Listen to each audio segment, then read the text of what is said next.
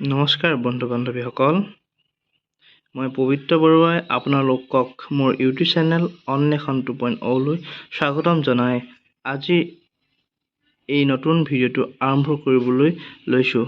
আজিৰ ভিডিঅ'টোৰ মূল বিষয়বস্তু হৈছে সংখ্যাৰ ধাৰণা। আমি সকলোৱে জানো যে সংখ্যাৰ ধাৰণা অৰ্থাৎ সংখ্যাৰ ওপৰত প্ৰতিটো পৰীক্ষাতে এটা নহয় এটা কুৱেশ্যন দেখিবলৈ পোৱা যায়। সেই কুৱেশ্যনটো শুদ্ধ উত্তৰ দিব পৰাকৈ আজি এই ভিডিঅ'টো প্ৰস্তুত কৰা হৈছে।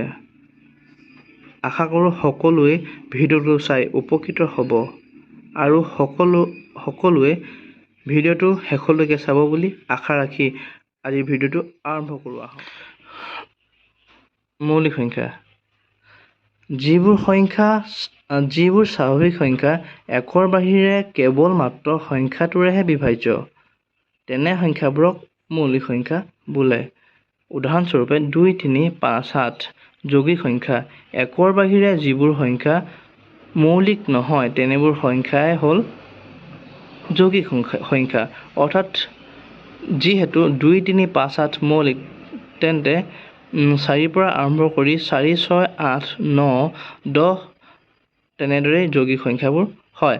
অখণ্ড সংখ্যা। যিবোৰ সংখ্যা 0 আৰু সকলোবোৰ ধনাত্মক আৰু ঋণাত্মক সংখ্যাক একেলগেই হ'ল অখণ্ড সংখ্যা। পূৰ্ণ সংখ্যা। 0 আৰু স্বাভাৱিক সংখ্যাবোৰক একেলগে আমি পূৰ্ণ সংখ্যা বুলি কওঁ আৰু পূৰ্ণ সংখ্যা সদায় 0ৰ পৰা আৰম্ভ হয়। গতিকে কুৱেশ্যনলৈ যাওঁ আহক। প্ৰথম AP অৰ্থাৎ আছাম পুলিচত অহা এটা কুৱেশ্যনলৈ আমি আৰম্ভ কৰিছোঁ। আটাইতকৈ সৰু পূৰ্ণ সংখ্যাটো কি? আমি সকলোৱে জানো আটাইতকৈ সৰু পূৰ্ণ সংখ্যাটো কি? অপশ্যন ক 3, খ 2, গ 1 আৰু ঘ 0। এই কুৱেশ্যনটোৰ উত্তৰ কি হ'ব আপোনালোকে নিশ্চয় কমেণ্টত জনাব। দ্বিতীয় কুৱেশ্যনটো হ'ল তলৰ কোনটো পূৰ্ণ সংখ্যা নহয়? অপশ্যন এ ক 3, খ -2, গ 2 আৰু ঘ 1। আমি সকলোৱে জানো ঋণাত্মক সংখ্যাবোৰ কেতিয়াও পূৰ্ণ সংখ্যা হ'ব নোৱাৰে, গতিকে অপশ্যন -2 ইয়াৰ শুদ্ধ উত্তৰ। মৌলিক সংখ্যা। যিবোৰ স্বাভাৱিক সংখ্যা একৰ বাহিৰে কেৱল মাত্ৰ সংখ্যাটোৰেহে বিভাজ্য হয়, তেনেবোৰ সংখ্যাক মৌলিক সংখ্যা বোলে। যেনে 2, 3, 5, 7, 11, 13। আৰু আমি এটা কথা জানিব লাগিব কি 1ৰ পৰা আৰম্ভ কৰি 1লৈ মাত্ৰ 25টা মৌলিক সংখ্যা আছে। প্ৰথম কুৱেশ্যন হ'ল তলৰ কোনটো মৌলিক সংখ্যা নহয়? 2, 3, 4 আৰু 5 অপশ্যনত আছে, গতিকে তাৰ শুদ্ধ উত্তৰ হ'ব অপশ্যন নম্বৰ গ 4 এটা মৌলিক সংখ্যা নহয়। ছেকেণ্ড কুৱেশ্যনটো DHSত আহিছে, গতিকে গুৰুত্ব সহকাৰে চোৱাৰ প্ৰয়োজন। আটাইতকৈ সৰু মৌলিক সংখ্যাটো কি? আমি সকলোৱে জানো আটাইতকৈ সৰু মৌলিক সংখ্যাটো কি, গতিকে আটাইতকৈ সৰু মৌলিক সংখ্যাটো কি? অপশ্যন 0, 1, 2 আৰু 3 ভিতৰত জনাবলৈ নাপাহৰিব। অৰ্থাৎ একৰ বাহিৰে যিবোৰ সংখ্যা মৌলিক নহয় তেনেবোৰ সংখ্যাকেই যৌগিক সংখ্যা বোলে। যেনে যিহেতু 2, 3, 5, 7 আদি কৰি বিভিন্ন সংখ্যা মৌলিক, গতিকে যৌগিক সংখ্যাবোৰ হ'ব 4, 6, 8, 9, 10, 12, 14, 15 এনেদৰে গৈ থাকিব। আৰু আমি আটাইতকৈ প্ৰয়োজনীয় প্ৰশ্নটো হ'ল আটাইতকৈ সৰু যৌগিক সংখ্যাটো কি? প্ৰথম কুৱেশ্যন আটাইতকৈ সৰু যৌগিক সংখ্যাটো কি? আৰু এইটো 2019 চনৰ আছাম টেট পৰীক্ষাত আহিছে আৰু প্ৰায় এই কুৱেশ্যনটো দেখিবলৈ পোৱা যায়। গতিকে আহকচোন আমি এই উত্তৰটো ভালদৰে শিকি লওঁ।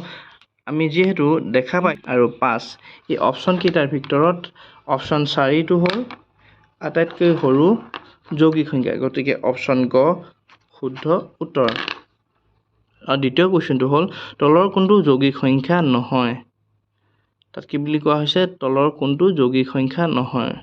অৰ্থাৎ ইয়াত অপশ্যন দিছে 4 5 6 8 ইয়াত দেখা পোৱা যাব ইয়াত দেখা পোৱা গৈছে যে অপশ্যন নম্বৰ খ এটা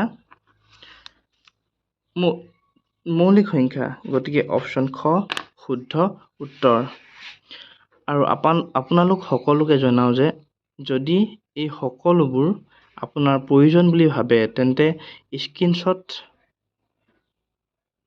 ল'ব বুলি আশা কৰিলোঁ আৰু আপোনালোক সকলোকে এই ভিডিঅ'টো আপোনালোকৰ মৰমৰ বন্ধু বান্ধৱীৰ সৈতে শ্বেয়াৰ কৰিব কেনে পালে কমেণ্ট কৰিব আৰু চেনেলটো ছাবস্ক্ৰাইব কৰিব বুলি আশা ৰাখিলোঁ ধন্যবাদ আপোনাৰ প্ৰয়োজন বুলি ভাবে তেন্তে ভিডিঅ'টো স্ক্ৰীনশ্বট ল'ব বুলি আশা কৰিলোঁ যুগ্ম সংখ্যা যিবোৰ সংখ্যা 2ৰে বিভাজ্য হয় সেইবোৰেই যুগ্ম আৰু অযুগ্ম সংখ্যা যিবোৰ সংখ্যা 2ৰে বিভাজ্য নহয় তেনেবোৰ সংখ্যাই অযুগ্ম আমি কম্পিটিটিভ এক্সামত এই সংখ্যাবোৰৰ ওপৰত কিদৰে কুৱেশ্যন আহে এবাৰ চাওঁ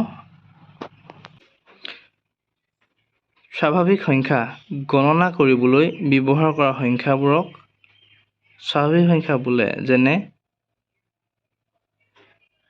1 2 3 4 5 6 7 8 9 এনেদৰে গৈ থাকিব আৰু অসম টেটত অহা এটা কুৱেশ্যন হ'ল আটাইতকৈ সৰু স্বাভাৱিক সংখ্যাটো কি অপশ্যন 0 1 2 3 এই প্ৰথম কুৱেশ্যনটোৰ উত্তৰ কি হ'ব আপোনালোকে কমেণ্টত নিশ্চয় জনাবচোন ছেকেণ্ড কুৱেশ্যন তলৰ কোনটো স্বাভাৱিক সংখ্যা নহয় অপশ্যন 0 1 2 আৰু 3 এই কুৱেশ্যনকেইটাৰ শুদ্ধ উত্তৰ হ'ল আটাইতকৈ সৰু স্বাভাৱিক সংখ্যাটো হ'ল 1 আৰু তলৰ কোনটো স্বাভাৱিক সংখ্যা নহয় বুলি ক'লে আমি ক'ম যে 0টো স্বাভাৱিক সংখ্যা নহয় কাৰণ 0টো এটা পৰিমেয় সংখ্যাহে